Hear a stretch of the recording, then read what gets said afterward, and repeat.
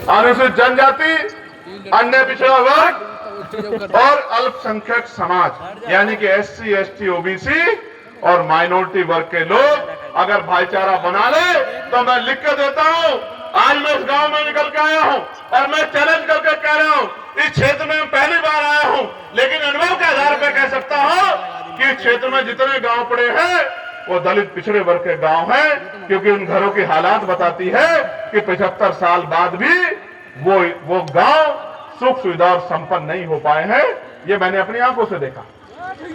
अगर कोई घर सामने या सड़क पे घर बन गया है तो पलस्तर नहीं है, दरवाजे नहीं है, घर के आंगन में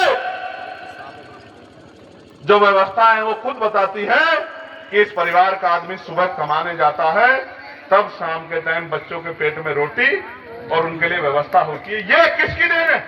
क्या रजाक गरीब है? नहीं। मैं लोकसभा का सदस्य हूं, मैं लोकसभा में बैठ के हर एक चीज पे ध्यान देता हूं।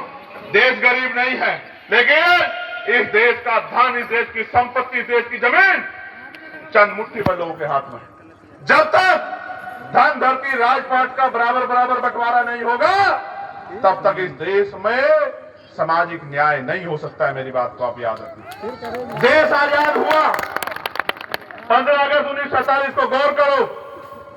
देश आजाद हुआ कब?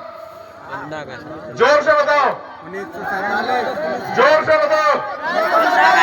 आजादी की आवाज मजबूत आनी चाहिए। कब आजाद हुआ? 15 अगस्त 1947। अभी भी नहीं आई, बहुत कमजोर हो तुम लोग। Good good. देश आजाद हुआ 15 अगस्त 1947 को। संविधान तैयार हुआ 26 नवंबर 1949 को और संविधान लागू हुआ 26 जनवरी 1950। कब लागू हुआ? 26 जनवरी 1950। कब लागू हुआ? असली आजादी कब आई?